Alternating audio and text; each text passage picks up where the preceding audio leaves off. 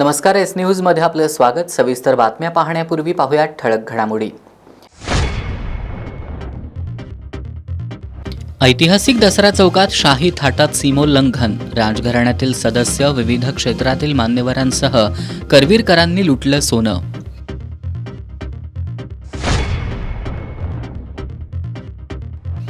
बिबट्याची नखं आणि दातांची तस्करी करणारी टोळी गजाआड, कणकवली वनविभागाची कारवाई।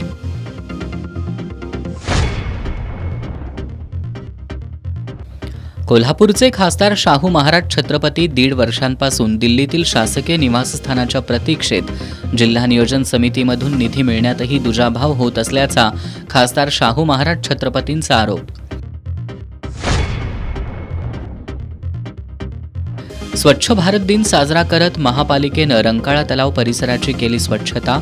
महात्मा गांधी पुतळा असलेल्या गांधी मैदानात मात्र कमालीची अस्वच्छता।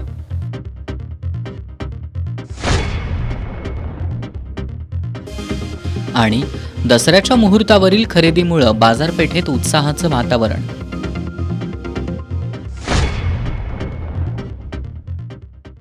हे आहे GTPL SPN डिजिटल नेटवर्क आणि आपण पाहत आहात चॅनल एस।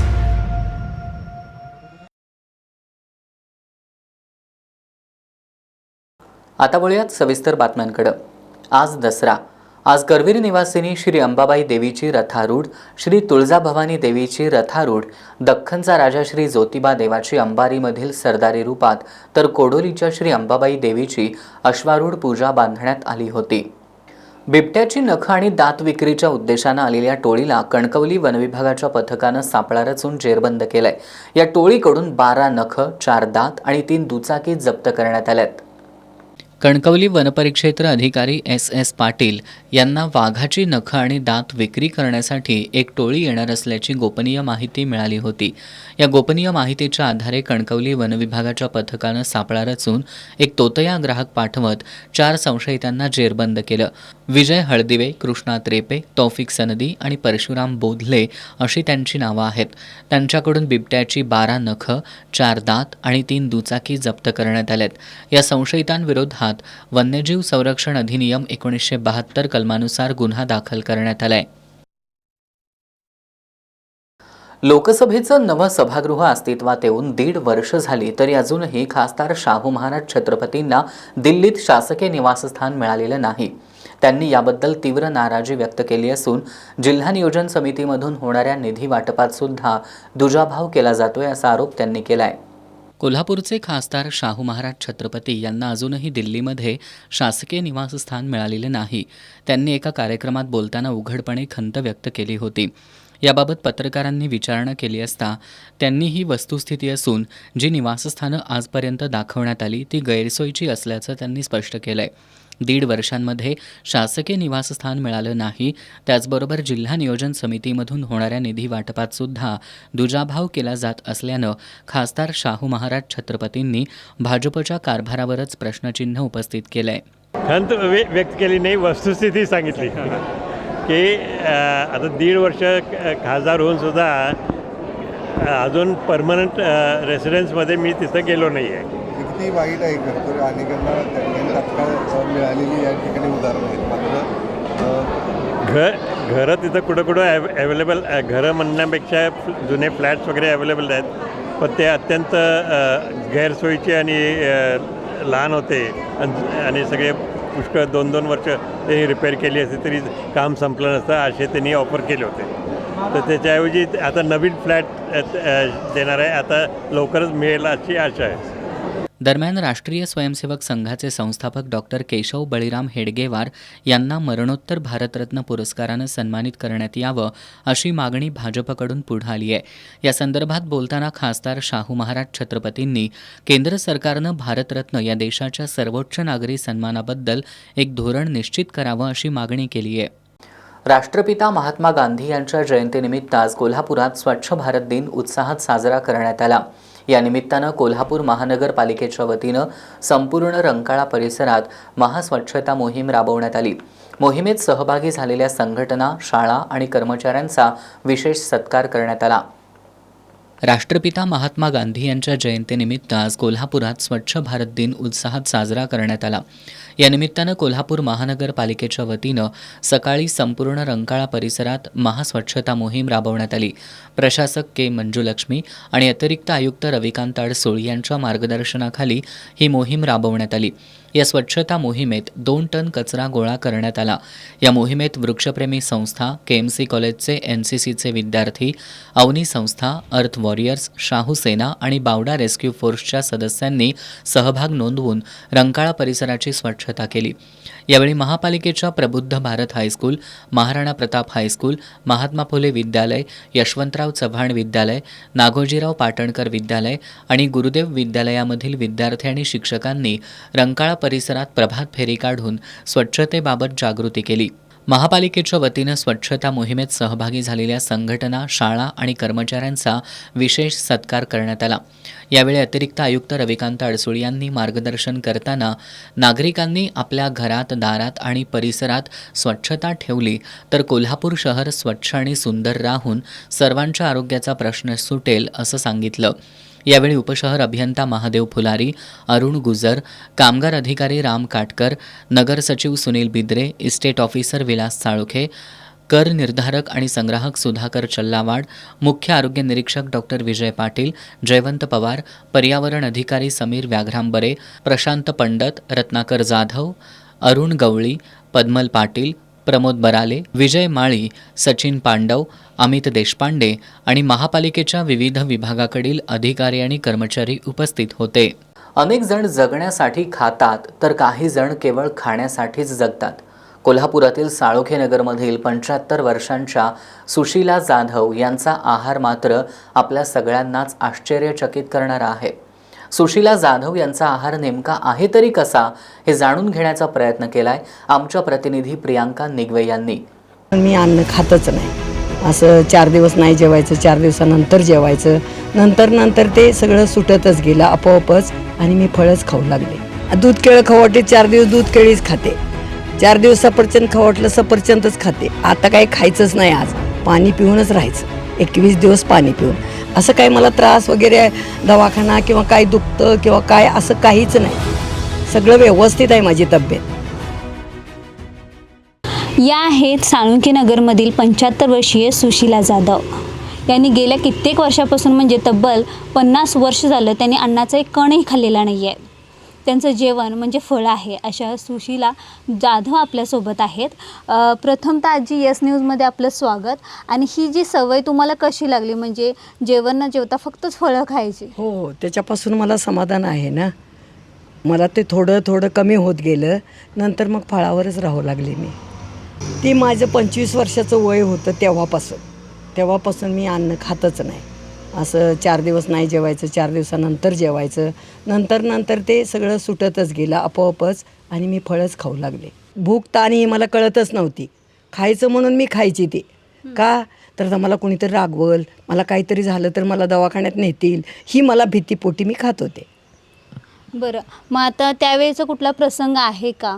म्हणजे आता आपण सर्वसाधारणपणे माणसं 2 टाईम जेवतात, तर त्यावेळी मग 2 टाईम फळं खात होता किंवा काय असं? नाही, 1 टाईमच. 2 टाईम जरी खाल्ली तर असं भरपूर नाही, एखादं फळ, बाकी काही नाही. चहा नाही, कॉफी फक्त, दूध नाही. कॉफी 2 वेळा सकाळी, दुपारी फराळ. मग तो दिनक्रम कसा होता सुरुवातीचा? म्हणजे जसं तुम्ही मला सांगितले 25 वर्षाचे तुम्ही होता, त्यावेळेपासून तुम्ही फळं खायला चालू केलं, जेवण कमी झालं, तर त्यावेळेचा कुठला आहे का प्रसंग सांगण्यासारखा? आता त्यावेळेचा काय प्रसंग, मी खातच नव्हते आणि मला खायची इच्छाच होत नव्हती, त्याच्यामुळं काय प्रश्नच नाही, काही कुठला त्रास नाही किंवा काही नाही झालं. बरं, सकाळपासूनचा दिनक्रम कसा असतो तुमचा आत्ताचा? सकाळपासून सकाळी उठून आंघोळ करणे, देवपूजा करणे, सगळं स्वयंपाक करणे, सगळं करते मी. मुलांसाठी आता नातू बितू माझे चपात्या वगैरे माझ्याच खातात ना, त्याच्यामुळं मला करावं लागतं, सगळं करते मी, असं काही नाही. पण माझं जे खायचं आहे ते मला दुसऱ्याने द्यावं लागतं. तुम्ही काय खाणार आहे? मग मी आज फळ खाणार आहे, मग मला दे चिरून. मी स्वतःहून खात नाही. सगळ्यांना वाढते करते मी, सगळं करते, पण माझं मी स्वतःहून खात नाही. मग त्यामध्ये काय व्हरायटी आहेत की आज मला सफरचंद खायचं आहे, पेरू काय, असं काही इच्छा होते का? असं काही नाही. दूध केळं खाऊ वाटते 4 दिवस दूध केळीच खाते, 4 दिवस सफरचंद खाऊ वाटलं सफरचंदच खाते, असं काही नाही. आतापर्यंत अशी इच्छा झाली का की मला आता आज सर्वसामान्य व्यक्तींची काय असते की मला हे खायचं आहे, मला ते खायचं आहे, अशी कधी इच्छा व्यक्त झाली का? कधीच इच्छा नाही झाली माझी अजूनपर्यंत. जे आहे ते खाऊन माझं समाधान आहे. जसं की मला तुम्ही सुरुवातीला सांगितलं होतं की काहीतरी मला वाटतं तुमचा मुलगा झाल्यावर त्या काळामध्ये काहीतरी खायचं नव्हतं, त्यावेळी कशी सिच्युएशन? ती सगळे म्हणणार तू पथ्य काय खाणार. मग मी सांगितलं भगरीचा भात आणि दूध एवढंच. मला बाळाला दूध कसं येणार, त्याच्यामुळं मला ते खावं लागलं. माझी आई पण म्हणायची, माझी आई होती माझ्याजवळ, तर आई म्हटली ते तू खा, काहीतरी खाल्लं पाहिजे, दूध कसं येणार. 4-5 दिवस दूध आलं नाही. मग मी ते दूध आणि तो भात खाल्ल्यानंतर मला दूध आलं. मग ते थोडे दिवस मी खाल्लं, परत बंद. बरं, 21 दिवसाचं तुम्ही पाणी म्हणजे फक्त पाणी 21 हो, दिवस एक पिऊन होता. ग्लासवर. हो, तर ते काय म्हणजे कशाबद्दल म्हणजे तुम्ही असं मला व्हायचंच ते. आता काही खायचंच नाही, आज पाणी पिऊनच राहायचं. 21 दिवस पाणी पिऊन. आणि ते वारले ना, आता 2-2.5 वर्ष झाली. मी 12 दिवस फक्त 1 ग्लास ताकावर होते. असं काही मला त्रास वगैरे दवाखाना किंवा काय दुखतं किंवा काय असं काहीच नाही. सगळं व्यवस्थित आहे माझी तब्येत. आणि मला पहिल्यापासून डॉक्टरकडे जायला आवडतच नाही. हे पहिलं, माझी तब्येत मी व्यवस्थित सांभाळते. बरं, मला आता सांगा, आता डिजिटलचं युग आहे, मोबाईलचं युग आहे, तुमची मुलं किंवा नातवंडही मोबाईल घेऊन बसतात, त्यांना तुम्ही काय संदेश द्याल? त्यांना काय बघू नका सारखं. तुम्हाला काय अभ्यास असला तरच तो त्याच्यावर करा, बाकी सारखं बघू नका, हेच सांगते मी. व्यवस्थित राहा, व्यवस्थित वागा. नाही त्यांचं खायचं मी कधी त्यांना हे केलं नाही. नाही नाही नाही, काय पाहिजे ते मी करून देते. आत्ता तो म्हटला ना, आई मला अंड्याची पोळी करून दे, देणार लगेच. आई मला मासा तळून दे, देणार. इच्छा कुणाची मी बारत नाही. पण माझ्या स्वतःवरचं माझा ताबा आहे माझ्यावर, माझ्या मनावर. पहिल्यापासूनच आजार ही माझं सगळं मात्र मनात सगळं की आपण चांगलं राहायचं, आपल्याला काय झालं नाही पाहिजे. आपलं मनावर विश्वास माझ्यावर आहे की मला काय होणार नाही. हे ताप आला काय आलं की ते लगेच चल जाऊया दवाखान्यात, हो म्हणायचं त्यांना, नको म्हणायचं नाही. आता सध्याची परिस्थिती कशी आहे, जरा काहीतरी झालं की लगेच दवाखान्यात, हो म्हणते मी. मग नंतर काय म्हणत नाही. त्यांना माहीत आहे की येणार नाही, कमी संध्याकाळी असं. नक्कीच आजींना आपल्या आरोग्यावर इतका विश्वास आहे की त्यांनी दिवसभर काही न खाता फक्त 1-2 फळं खातात तरी त्यांना त्यातून समाधान मिळतं, पोट भरल्याचं समाधान मिळतं. अशी माणसं जगावेगळी असतात असं म्हटल्यास वावगं ठरणार नाही आहे. अन्न हे पूर्ण ब्रह्म असं या उक्तीला त्या अफवा ठरल्यात असं म्हटलं तर वावगं ठरणार नाही आहे. कॅमेरामन केदार भोसलेसह प्रियंका निगेवे, येस न्यूज, कोल्हापूर. कोल्हापुरातील नगारखान्याच्या उभारणीच्या 191व्या वर्षानिमित्त कोल्हापूरची शौर्यगाथा कार्यक्रम आयोजित करण्यात आला होता. या कार्यक्रमातून कोल्हापूरच्या गौरवशाली इतिहासाला पुन्हा एकदा उजाळा मिळाला. यावेळी खासदार शाहू महाराज छत्रपतींनी हा उपक्रम पुढील पिढ्यांना आपला समृद्ध वारसा समजावून सांगण्यासाठी प्रेरणादायी ठरेल असा विश्वास व्यक्त केला.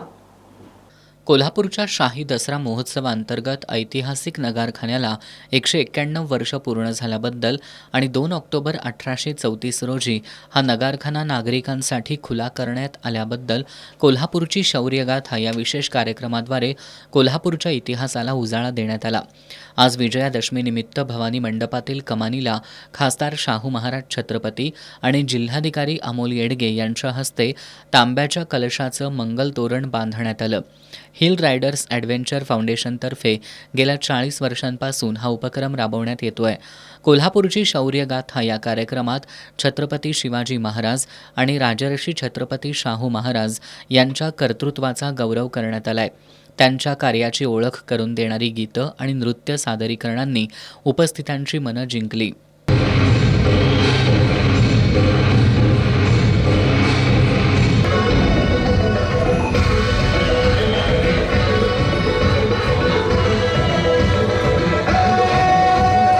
यावेळी नगारखाना इमारतीच्या समृद्ध इतिहासाची माहितीही उपस्थितांना देण्यात आली. हा उपक्रम पुढील पिढ्यांना आपला समृद्ध वारसा समजावून सांगण्यासाठी प्रेरणादायी ठरेल असा विश्वास खासदार शाहू महाराज छत्रपतींनी यावेळी व्यक्त केला. कोल्हापुरातील तरुण सॅक्सोफोन वादक अरहान मिठारी यानं आम्ही आंबेचे गोंधळी, लल्लाटी भंडारं आणि आईचा गोंधळ ही गीतं सादर केली. त्याच्या सादरीकरणाला उपस्थितांनी दाद दिली. दरम्यान 1828 ते 1833 या कालावधीत 5 लाख रुपये खर्चून बांधलेली 5 मजली नगारखाना इमारत ही कोल्हापूरच्या ऐतिहासिक वारसाची साक्ष आहे. स्थानिक कारागिरांनी बेसाल्ट दगडाचा वापर करून तयार केलेल्या आयने महालातील चकाकणाऱ्या भिंती आणि खांब आजही या इमारतीचं वैशिष्ट्य बनून राहिल्यात. ऐतिहासिक घड्याळ, नगारे वाजवण्याचं ठिकाण, भगवा ध्वज आजही कोल्हापूरकरांना प्रेरणा देतात. आजच्या कार्यक्रमाला शिवसेना उद्धव बाळासाहेब ठाकरे पक्षाचे सहसंपर्क प्रमुख विजय देवणे, करवीरचे तहसीलदार स्वप्नील रावडे, पर्यावरण अभ्यासक उदय गायकवाड, राष्ट्रवादी काँग्रेसचे शहराध्यक्ष आदिल फरास, प्राचार्य डॉक्टर महादेव नरके, सहज सेवा ट्रस्टचे सन्मती मिरजे, प्रमोद पाटील, सागर बगाडे यांच्यासह मान्यवर उपस्थित होते. आज संपूर्ण देशभरात राष्ट्रपिता महात्मा गांधी यांची जयंती साजरी झाली. या निमित्तानं देशभरात स्वच्छता मोहिमा राबवण्यात आल्या. कोल्हापूर महानगरपालिकेने सुद्धा रंकाळा परिसरात स्वच्छता मोहीम राबवली. पण रंकाळ्यापासून जवळच ज्या मैदानात महात्मा गांधींचा पुतळा आहे ते गांधी मैदान मात्र कमालीचं अस्वच्छ आहे.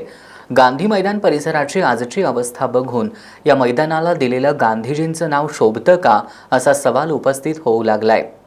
तीर्थांचं शहर ही कोल्हापूरची मूळ ओळख.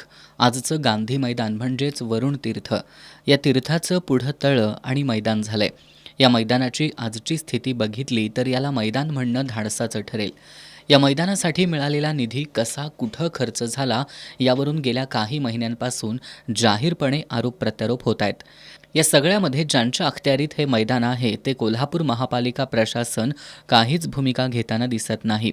राजकारणाच्या पलीकडे जाऊन खेळाबरोबरच कोल्हापूरच्या इतिहासातील अनेक राजकीय सामाजिक घटनांचा साक्षीदार असलेले हे मैदान सर्व ऋतूंमध्ये सुस्थितीत राहावं असं न वाटणं यासारखं दुर्दैव ते काय. ज्यांच्या नावानं देशभरात स्वच्छता मोहिमा राबवल्या जात आहेत त्या महात्मा गांधींचा पुतळा कमालीची अस्वच्छता असलेल्या मैदानातच जयंतीनिमित्त पुजण्यात आलाय. याच मैदानापासून काही अंतरावर असलेल्या रंकाळा तलाव परिसरात महापालिकेनं आज स्वच्छता अभियान राबवत महात्मा गांधींचं स्मरण केलं. पण त्यांचा पुतळा असलेल्या गांधी मैदानात त्यांच्या पुतळ्याच्या जवळच दुर्गंधीयुक्त पाण्याचं डबकं साचलंय. विकास कामांसाठी निधी आणल्याचा ढोल वाजवताना लोकप्रतिनिधींनी तो निधी योग्य पद्धतीनं खर्च व्हावा याकडे सुद्धा लक्ष देणं गरजेचं आहे. कारण विकास कामांसाठी येणारा पैसासुद्धा जनतेच्या घामाचाच आहे. गांधी जयंती आहे आणि गांधी जयंतीच्या निमित्तानं जर तुम्ही बघितला तर आज गांधी मैदानची ही जी दुरावस्था बघितला तर तुम्हाला समजून येईल की हे मैदान आम्ही या ठिकाणी मी स्थानिक निवासी आहे आणि या मैदानात आम्ही लहानपणापासून खेळलो आहे. पण आज या मैदानाची जर तुम्ही परिस्थिती बघितला तर निश्चितपणे मनाला खटकावणारी आहे आणि मनाला दुःख देणारे आहे. आणि जर बघितलं तर या ठिकाणी वृद्ध असो किंवा लहान मुलं असो हे सर्व लहान मुलं खेळायला आणि वृद्ध फिरायला सुद्धा येतात. आरोग्याचे प्रश्न आज या दुर्गंधीमुळं आज या सांडपाण्याचा निचरा होत नसल्यामुळं आरोग्याचा प्रश्न निर्माण झाला आहे. निश्चितपणे या मैदानाकडे लक्ष देणं हे प्रशासनानं गरजेचं आहे. त्याबद्दल आणि त्याचबरोबर राजकीय लोकांनी सुद्धा याच्यामध्ये हस्तक्षेप करून या मैदानाला वाचवणं गरजेचं आहे. आणि निश्चितपणे आम्हाला असं वाटते की लवकरात लवकर हे गांधी मैदान जे आहे जिथं आम्ही लहानपणापासून खेळलो हे लवकरात लवकर चांगल्या पद्धतीनं सुव्यवस्थित ते यावं आणि लोकांना आणि या ठिकाणी क्रीडा म्हणजे लहान मुलं किंवा वृद्धांना या ठिकाणी खेळण्यासाठी आणि फिरण्यासाठी एक आपलं स्वतःचं मैदान चांगल्या पद्धतीचं तयार व्हावं हीच आम्ही या ठिकाणी इच्छा व्यक्त करतो. आपल्या देशाला अनेक महाविभूतींनी ललालभूत केलंय. त्यांच्या जयंती पुण्यतिथी साजरी करताना त्या प्रत्येकाकडून त्यांचा एक विचार अंमलात आणला तर देशाच्या आजच्या स्थितीत खूप मोठा बदल घडेल. पण हा बदल कुणालाच नको आहे अशी स्थिती आहे. महात्मा गांधींकडून त्यांनी स्वच्छतेबाबत दिलेला विचार आपण अंमलात आणत नसू तर त्यांची जयंती साजरी करणं हे केवळ नाटक ठरणार नाही का. गांधी मैदानाच्या विकासासाठी निधी आणणारे लोकप्रतिनिधी या निधीतून योग्य कामं करून घेण्याची जबाबदारी असणारी महापालिकेची यंत्रणा यांनी गांभीर्यानं विचार करून महात्मा गांधींच्या नावाचं हे मैदान स्वच्छ करावं, नाहीतर गांधी मैदान हे मैदानाचं नाव तरी बदलावं. एस न्यूजसाठी कॅमेरामॅन विजय जाधवसह उत्तम पाटील. राष्ट्रपिता महात्मा गांधी यांचं देशनिर्मितीमध्ये खूप मोलाचं योगदान आहे. आजच्या काळात त्यांच्या विचाराची अतिशय गरज असल्याचं प्रतिपादन ज्येष्ठ कामगार नेते सुरेश केसरकर यांनी केलं. ते महात्मा गांधीजी नवविचार मंचच्या वतीनं आयोजित पुरस्कार वितरण समारंभात बोलत होते. या समारंभात शिक्षक नेते भरत रसाळे आणि ज्येष्ठ गांधीवादी विचारवंत प्राध्यापक श्रीकृष्ण अडसूळ यांना महात्मा गांधीजी राष्ट्रीय जीवनगौरव पुरस्कारानं सन्मानित करण्यात आलं. महात्मा गांधीजी नवविचार मंचच्या वतीनं कोल्हापुरात महात्मा गांधीजी राष्ट्रीय जीवनगौरव आणि राष्ट्रीय सन्मान पुरस्कार वितरण सोहळा आयोजित करण्यात आला होता. ज्येष्ठ समाजवादी नेते भरत लाटकर यांच्या अध्यक्षतेखाली या कार्यक्रमाला कामगार नेते सुरेश केसरकर, प्राध्यापक TK सरगर, अनिल म्हमाणे यांची प्रमुख उपस्थिती होती. यावेळी मान्यवरांच्या हस्ते ज्येष्ठ पुरोगामी शिक्षक नेते भरत रसाळे आणि गोव्यातील ज्येष्ठ गांधीवादी विचारवंत प्राध्यापक श्रीकृष्ण अडसूळ यांना महात्मा गांधीजी राष्ट्रीय जीवनगौरव पुरस्कार देऊन सन्मानित करण्यात आलं. रोख 50,000 रुपये, गांधी टोपी, मानपत्र, सन्मानचिन्ह आणि पुस्तकं असं या पुरस्काराचं स्वरूप होतं. यावेळी बोलताना ज्येष्ठ कामगार नेते सुरेश केसरकर यांनी महात्मा गांधीजींचं स्वातंत्र्य चळवळीतील योगदान महत्त्वाचं आहेच, पण त्यांनी दिलेल्या खेड्याकडं चला हा संदेश त्यांच्या सर्वच विचारांची समाजाला गरज असल्याचं सांगितलं. यावेळी शिक्षक नेते भरत रसाळे यांनी गांधींचे विचारच प्रतिगामी शक्तींना रोखू शकतात असं मत व्यक्त करत पुरस्काराबद्दल कृतज्ञता व्यक्त केली. प्राध्यापक श्रीकृष्ण अडसूळ यांनी महात्मा गांधीजींच्या नावाचा पुरस्कार मिळणं हा माझ्या गांधीवादी कुटुंबाचा सन्मान आहे अशा शब्दात पुरस्काराबद्दल कृतज्ञता व्यक्त केली. प्रकाशक अनिल म्हमाणे यांनी महात्मा गांधीजींचे विचार भारतीयांच्या मनामनात नसानसात असल्यामुळं ते कुणी कितीही प्रयत्न केले तरी संपणार नाहीत असं सांगितलं. याप्रसंगी ॲडव्होकेट करुणा विमल, अंतिमा कोल्हापूरकर यांनी सुद्धा मनोगत व्यक्त केली. यावेळी मानवतावादी सांस्कृतिक चळवळीच्या वतीनं मराठवाड्यातील पूरग्रस्तांना 70,000 रुपयांची मदत देण्यात आली.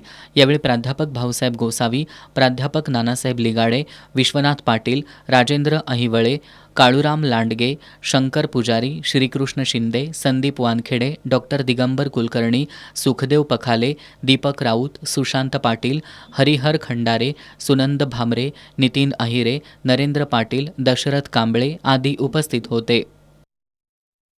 भारतीय संस्कृतीमधील 3.5 मुहूर्तांपैकी एक असलेल्या दसऱ्यानिमित्त आज कोल्हापूरच्या बाजारपेठेत मोठी उलाढाल झाली. सोन्या चांदीच्या दागिन्यांसह इलेक्ट्रॉनिक वस्तू आणि वाहन खरेदीला ग्राहकांनी दिलेल्या प्रतिसादामुळं बाजारपेठेत उत्साहाचं वातावरण होतं. वर्षभर बाजारपेठेत सर्वच वस्तू उपलब्ध असल्या तरी भारतीय संस्कृतीमधील 3.5 मुहूर्तांना होणाऱ्या खरेदीला वेगळं महत्त्व असतं. त्यामुळं दसऱ्याला करण्यात येणाऱ्या खरेदीचं अनेक दिवसांपासून नियोजन केलं जात असतं. खास करून दसऱ्याला सोन्या चांदीच्या दागिन्यांच्या खरेदीला ग्राहक प्राधान्य देतात.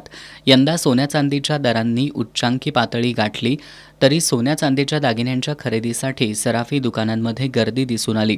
आज सोन्याचा दर 1,17,500 रुपये प्रति तोळा तर चांदीचा दर 1,47,000 रुपये प्रति किलोवर होता. इलेक्ट्रॉनिक्स वस्तूवरील GST कमी झाल्यानं इलेक्ट्रॉनिक्स वस्तू खरेदीसाठी ग्राहकांमुळं बाजारपेठा गजबजल्या होत्या. घरगुती उपकरणांमध्ये TV, फ्रीज, वॉशिंग मशीन खरेदीला ग्राहकांनी पसंती दिली. यासह मोबाईल दुकानात सुद्धा दिवसभर ग्राहकांची रेलचेल पाहायला मिळाली. दुचाकी आणि चारचाकी वाहन खरेदीकडेही ग्राहकांचा कल दिसून आला. व्यावसायिकांनी ग्राहकांना आकर्षित करण्यासाठी सवलत योजना जाहीर केल्या होत्या. या योजनांचा लाभ घेण्यासाठी ग्राहक दुकानांमध्ये गर्दी करत होते. एकूणच दसऱ्याच्या मुहूर्तावर झालेल्या खरेदीमुळं बाजारपेठेत आज दिवसभर उत्साहाचं वातावरण होतं. आज विजयादशमीनिमित्त परंपरेनुसार करवीर निवासिनी श्री अंबाबाई मंदिरात 56 भोग नैवेद्य अर्पण सोहळा आणि विविध धार्मिक विधी पार पडले. या कार्यक्रमाला जिल्हाधिकारी अमोल येडगे आणि पश्चिम महाराष्ट्र देवस्थान समितीचे सचिव शिवराज नाईकवाडे यांची प्रमुख उपस्थिती होती. करवीर निवासिनी श्री अंबाबाई मंदिरात विजयादशमीनिमित्त करवीर निवासिनी श्री अंबाबाईची ओटी भरत 56 भोग नैवेद्य अर्पण केला जातो. परंपरेनुसार आज दुपारी पश्चिम महाराष्ट्र देवस्थान समितीच्या वतीनं सुवासिनी महिलांच्या हस्ते 56 भोग नैवेद्य वाजत गाजत मंदिरात आणण्यात आला. यानंतर जिल्हाधिकारी अमोल येडगे आणि पश्चिम महाराष्ट्र देवस्थान समितीचे सचिव शिवराज नाईकवाडे यांच्या हस्ते अंबाबाईला 56 भोग नैवेद्य आणि ओटी अर्पण करण्यात आली. यावेळी विविध धार्मिक विधी देखील संपन्न झाले. यावेळी देवस्थान समितीचे व्यवस्थापक महादेव दिंडे, देवस्थान समितीचे कर्मचारी, महिला आणि भाविक मोठ्या संख्येनं उपस्थित होते. कोल्हापुरात पहिल्यांदाच कृत्रिम अधिवास तयार करून सरड्याची अंडी उबवण्यात यश आलंय. शोएब टीम ऑफ स्नेक रेस्क्यूचे सदस्य गणेश कदम यांनी केलेल्या प्रयत्नातून 12 दिवसांनी सरड्याच्या 13 पिलांनी जन्म घेतलाय. या पिलांना नैसर्गिक अधिवासात सोडण्यात आलंय. कोल्हापूर नजीकच्या पालिंगा रस्त्यावरील देवेंद्र पार्क इथं शुभम जाधव यांच्या नवीन घराचं काम सुरू आहे. या ठिकाणी त्यांना अंडी निदर्शनास आली. ही अंडी उघड्यावर असल्यानं ती खराब होऊ नयेत यासाठी शोएब टीम ऑफ स्नेक रेस्क्यूचे सदस्य गणेश कदम यांनी पट्टण कोडोलीचे वन्यजीव तज्ज्ञ पप्पू खोत यांच्या मार्गदर्शनाखाली कृत्रिम अधिवासात ही अंडी उबवण्याचा निर्णय घेतला. वाळू, कोको पावडर, लहान खडे वापरून त्यांच्यावर निरीक्षण ठेवण्यात आलं आणि 12 दिवसांनंतर त्या अंड्यांमधून सरड्याच्या 13 पिलांनी जन्म घेतला. याला गार्डन लिझार्ड असंही म्हटलं जातं. नवजात सरड्याच्या 13 पिलांना कदम यांनी नैसर्गिक अधिवासात सोडलंय. महाराष्ट्र शासनानं विठाबाई भाऊ मांग नारायणगावकर यांच्या नावानं कल्याणकारी महामंडळाची स्थापना करावी अशी मागणी कलाकार महासंघानं केली आहे. यासह अन्य मागण्यांसाठी महासंघानं जिल्हाधिकारी कार्यालयावर मोर्चा काढला. विठाबाई भाऊ मांग नारायणगावकर यांच्या नावानं महाराष्ट्र शासनानं कल्याणकारी महामंडळाची स्थापना करावी या आणि अन्य मागण्यांसाठी कलाकार महासंघाच्या वतीनं जिल्हाधिकारी कार्यालयावर मोर्चा काढण्यात आला. कलाकार महासंघाचे संस्थापक अध्यक्ष अनिल मोरे यांनी या मोर्चाचं नेतृत्व केलं. दसरा चौकातून या मोर्चाला सुरुवात झाली. डोक्यावर मी कलाकार अशा टोप्या घालून कलाकार या मोर्चात सहभागी झाले होते. कलाकारांना उत्पन्नाची जाचक अट रद्द करावी, त्यांना हक्काचं घर मिळावं, राज्यातील बँड, बँजो यांच्या मॉडिफाईड गाड्यांना RTO मार्फत शुल्क भरून परवानगी मिळावी, राज्यातील सर्व क्षेत्रातील कलाकारांच्या मुलांना शासकीय नोकरीमध्ये समाविष्ट करून घ्यावं, सर्व क्षेत्रातील कलाकारांसाठी प्रत्येक जिल्ह्यात स्वतंत्र कार्यालय व्हावं आदी मागण्या कलाकार महासंघाच्या वतीनं करण्यात आल्या.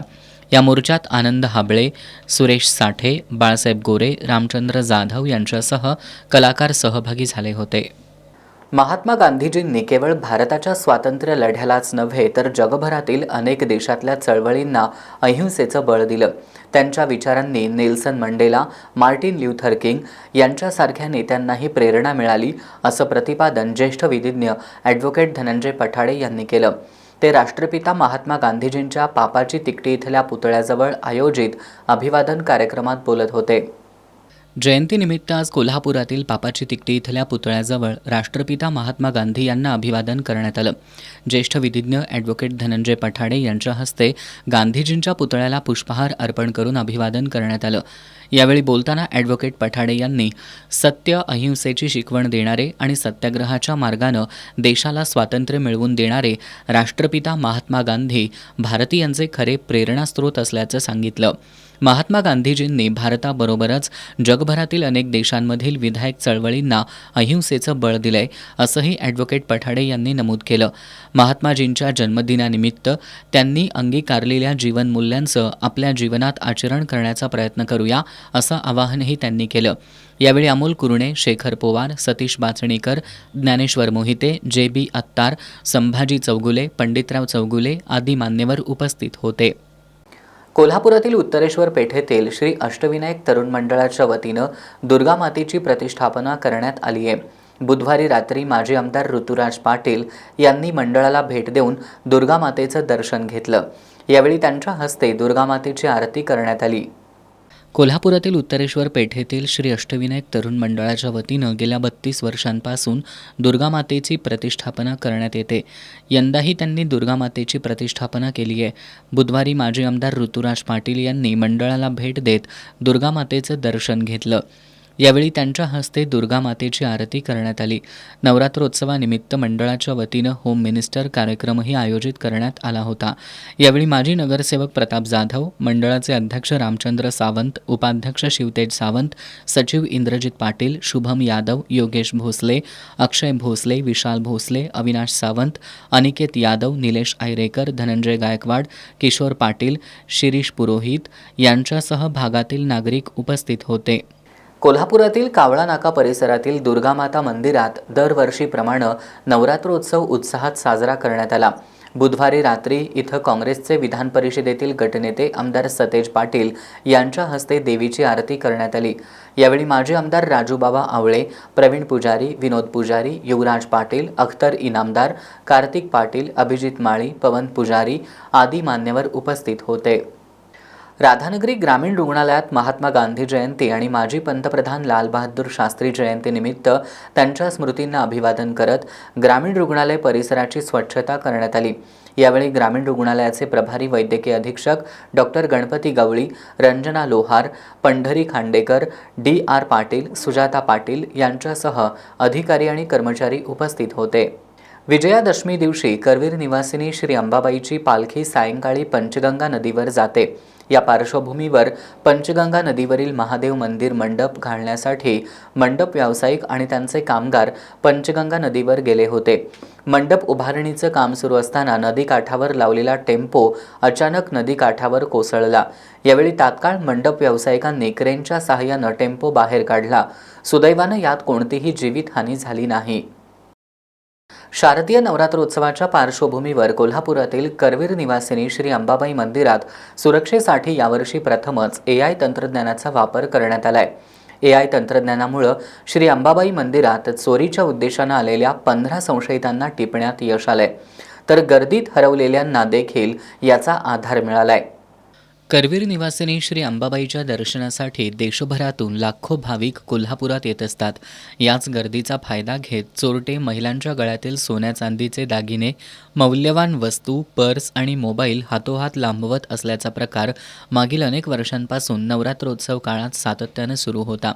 यावर उपाय म्हणून पश्चिम महाराष्ट्र देवस्थान समिती, IIT मंडी मध्य प्रदेश आणि वेलोस ग्रुप यांच्या वतीनं यंदा पहिल्यांदाच अंबाबाई मंदिरात आर्टिफिशियल इंटेलिजन्स तंत्रज्ञानाचा वापर करण्यात आलाय. AI तंत्रज्ञानाच्या सहाय्यानं नवरात्रोत्सव काळात रेकॉर्डवरील 15 चोरट्यांना डिटेक्ट करण्यात यश आलंय, तर गर्दीत हरवलेल्या 7 भाविकांना त्यांच्या कुटुंबापर्यंत पोहोचवण्यासाठी AIची मदत झाली. आधुनिक तंत्रज्ञानाचा पहिलाच प्रयोग यशस्वी झाल्यानं जवळपास 20 लाख भाविकांना कमी वेळेत सुरक्षित दर्शन घेता आलं, असं पश्चिम महाराष्ट्र देवस्थान समितीचे सचिव शिवराज नाईकवाडे यांनी सांगितलं. शारदीय नवरात्रोत्सवाचे अतिशय उत्साहानं आता सध्या पार पडलेलं आहे आणि आज दसऱ्यानं या शारदीय नवरात्रोत्सवाची खऱ्या अर्थाने सांगता होत आहे आणि आपण ह्यावेळी कमीत कमी वेळेत दर्शनाचा जो हे केला होता, निर्धार केला होता, तो अतिशय चांगल्या पद्धतीनं आपण 1.5 ते 2 तासात दर्शन घडवू शकलो, कितीही गर्दी असली तरी. त्यामुळं आपल्याला चांगल्या पद्धतीने दर्शन घडवण्याबरोबरच सुरक्षित दर्शन घडवण्याचा सुद्धा लाभ देता आला आणि AIच्या माध्यमातून आपण भाविकांना एवढं 20 लाखापेक्षा जास्त गर्दीमध्ये सुद्धा सुरक्षितता देऊ शकलो. यंदा पहिल्यांदाच AI तंत्रज्ञानाचा वापर करण्यात आला असून यासाठी मंदिर परिसरातील शेतकरी संघाच्या इमारतीत स्वतंत्र कक्ष उभारण्यात आला होता. या कक्षातून मंदिर परिसरात 140 CCTV कॅमेऱ्यांच्या मदतीनं गर्दीवर नियंत्रण ठेवण्यात आलं. मंदिरातील AI प्रणाली हाताळणाऱ्या टीमकडं जिल्हा पोलीस दलानं जिल्ह्यातील रेकॉर्डवरील 213 गुन्हेगारांचा डेटा दिला होता. मंदिरात प्रवेश करणाऱ्या प्रत्येक भाविकावर कॅमेऱ्याची करडी नजर होती. यातूनच चोरीच्या उद्देशानं मंदिरात प्रवेश करणारे चोर AIच्या माध्यमातून टिपले जात होते. त्यांचं छायाचित्र मॅच झाल्यानंतर बसवलेल्या सिस्टीमकडून नोटिफिकेशनद्वारे याची माहिती तात्काळ पोलीस आणि देवस्थान समितीच्या सुरक्षा व्यवस्थेला कळवली जात होती. यानंतर त्वरित या संशयित व्यक्तीला पोलीस ताब्यात घेत होते. मागील 8 दिवसात 15 जणांचं डिटेक्शन AIच्या माध्यमातून करण्यात आले. यामध्ये परप्रांतीय महिलांचाही समावेश आहे. निष्पन्न झालेल्या 15 जणांची जुना राजवाडा पोलिसांकडून चौकशी सुरू आहे. ऐतिहासिक दसरा चौकात मावळत्या सूर्याच्या साक्षीनं खासदार शाहू महाराज छत्रपतींसह राजघराण्यातील सदस्यांकडून शमीपूजन झाल्यानंतर सोनं लुटण्यात आलं. या सोहळ्याला विविध क्षेत्रातील मान्यवरांसह करवीरकरांनी गर्दी केली होती. देशात म्हैसूरनंतर कोल्हापूरचा शाही दसरा प्रसिद्ध आहे. यावर्षी राज्य सरकारनं दसरा उत्सवाला राज्याच्या प्रमुख उत्सवाचा दर्जा दिल्यानं त्याचं महत्त्व अधोरेखित झालं. आज सायंकाळी 6 वाजण्याच्या सुमाराला न्यू पॅलेसमधून शहर वाहतूक नियंत्रण शाखेच्या दुचाकींच्या ताफ्यासह मेबॅक मोटारीतून खासदार शाहू महाराज छत्रपती, युवराज संभाजीराजे छत्रपती, युवराज मालोजीराजे छत्रपती, युवराज कुमार शहाजीराजे छत्रपती, यशराज राजे या छत्रपती घराण्यातील सदस्यांचं दसरा चौकात आगमन झालं. उपस्थित मान्यवरांसह करवीरवासियांनी टाळ्यांच्या कडकडाटात त्यांचं स्वागत केलं. चोपदारांनी ललकारी देत त्यांना सलामी दिली. यानंतर पोलीस बँडनं करवीर संस्थांचं गीत सादर केलं. सरदार मानकऱ्यांचे मुजरे घेत खासदार शाहू महाराजांसह राजघराण्यातील सदस्य स्थानापन्न झाले. यावेळी पांढऱ्या रंगाच्या शामियान्यात सरदार, मनसबदारांसह लोकप्रतिनिधी, वरिष्ठ सरकारी अधिकारी आणि मान्यवर उपस्थित होते. दसरा महोत्सव समितीच्या वतीनं राजघराण्यातील सदस्यांचं स्वागत झाल्यानंतर राजपुरोहित बाळासाहेब दादरणे यांच्या पौराहित्याखाली शम्मीपूजनाचा विधी झाला. त्यानंतर बंदुकीच्या फैरी झाडल्यानंतर सोनं लुटण्यासाठी करवीरवासियांची अक्षरशः झुंबड उडाली होती.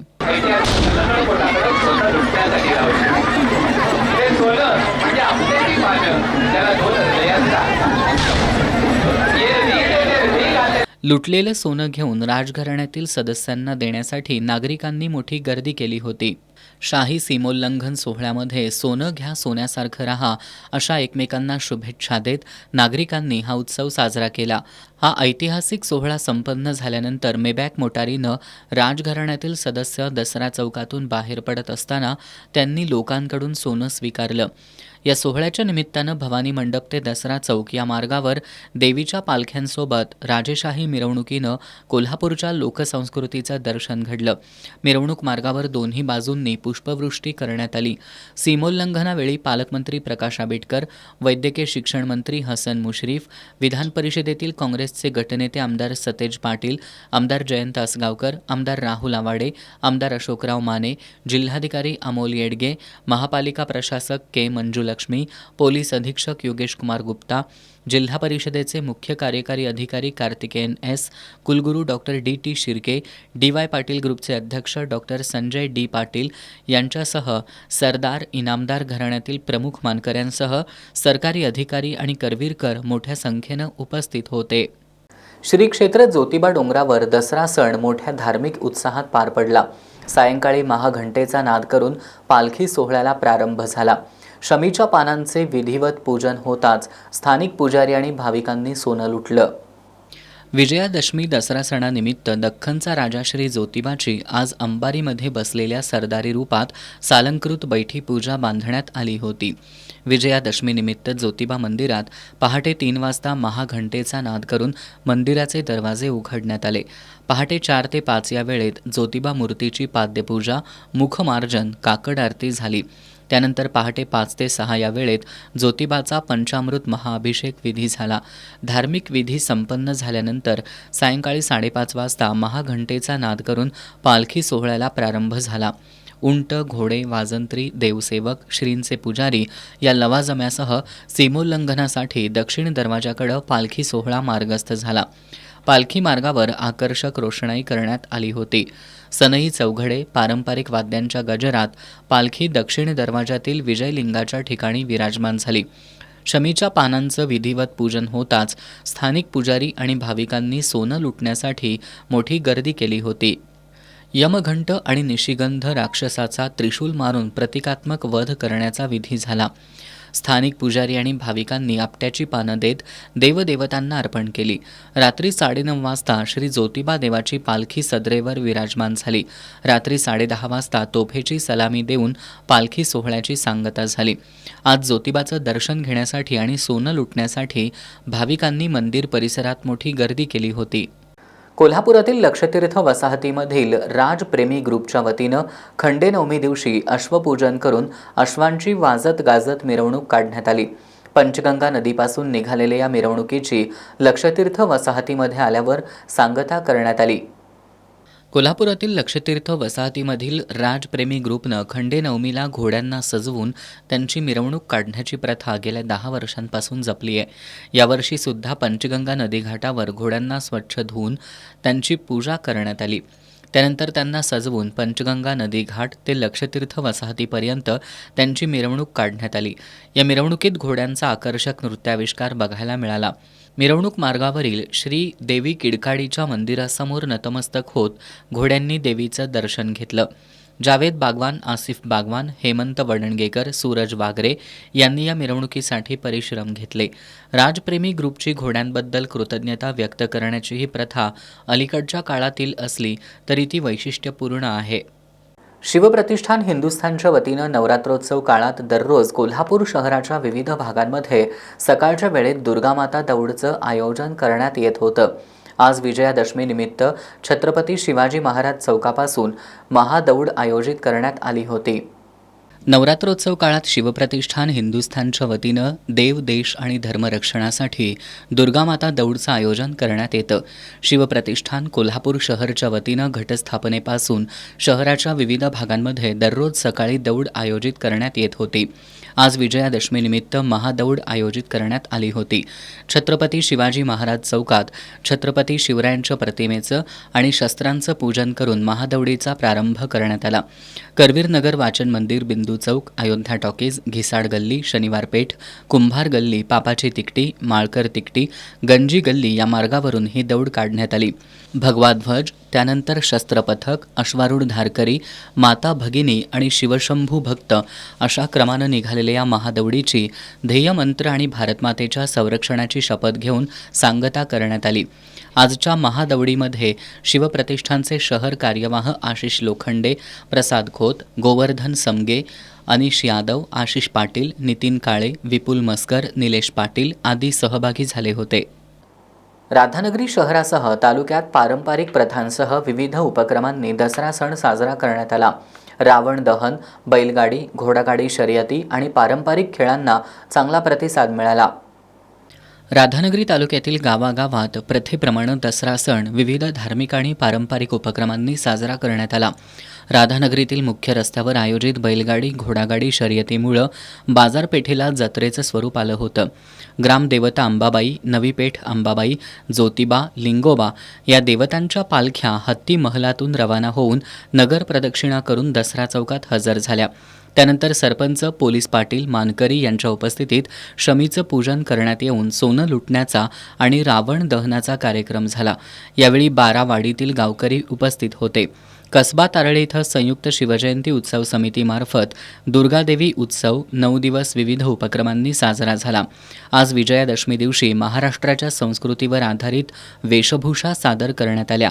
यावेळी छत्रपती संभाजी महाराजांच्या बलिदानाचा सादर केलेला देखावा हृदयस्पर्शी ठरला. अणाजे ग्रामस्थ आणि मराठा स्पोर्ट्सच्या वतीनं दुर्गा दौडचं आयोजन करण्यात आलं होतं. गेली 9 दिवस विविध देखावेही सादर करण्यात आले. खिंडी भरवडे इथं दांडपट्टा फिरवण्यासह इतर पारंपरिक खेळांचं आयोजन केलं होतं. अशा विविध उपक्रमांनी राधानगरीत नवरात्रोत्सव साजरा झाला. राष्ट्रपिता महात्मा गांधी यांची जयंतीनिमित्त कोल्हापूर महानगरपालिकेच्या वतीनं गांधी जयंती साजरी करण्यात आली. वरुण तीर्थवेश इथं गांधीजींच्या प्रतिमेचं पूजन करून पुष्पहार अर्पण करत अभिवादन करण्यात आलं. राष्ट्रपिता महात्मा गांधी यांची जयंती आज देशभर साजरी केली जाते. कोल्हापूर महापालिकेच्या वतीनं गांधी मैदान, वरुण तीर्थवेश इथं राष्ट्रपिता महात्मा गांधी यांच्या प्रतिमेचं पूजन करण्यात आलं. यावेळी अतिरिक्त आयुक्त रविकांत अडसूळ यांच्या हस्ते गांधीजींच्या पुतळ्याला पुष्पहार अर्पण करून अभिवादन करण्यात आलं.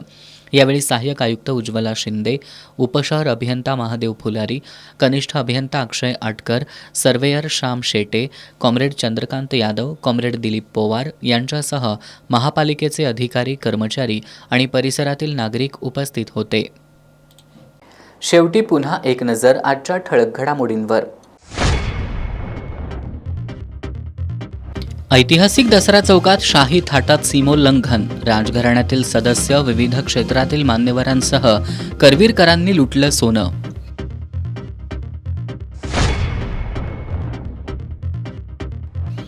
बिबट्याची नखं आणि दातांची तस्करी करणारी टोळी गजाआड, कणकवली वनविभागाची कारवाई.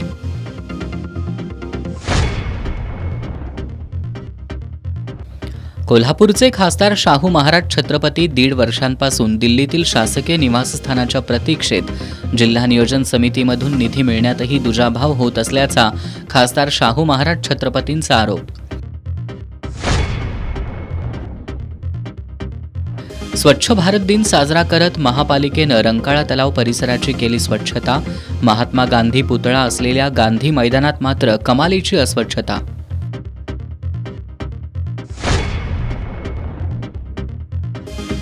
आणि दसऱ्याच्या मुहूर्तावरील खरेदीमुळे बाजारपेठेत उत्साहाचं वातावरण.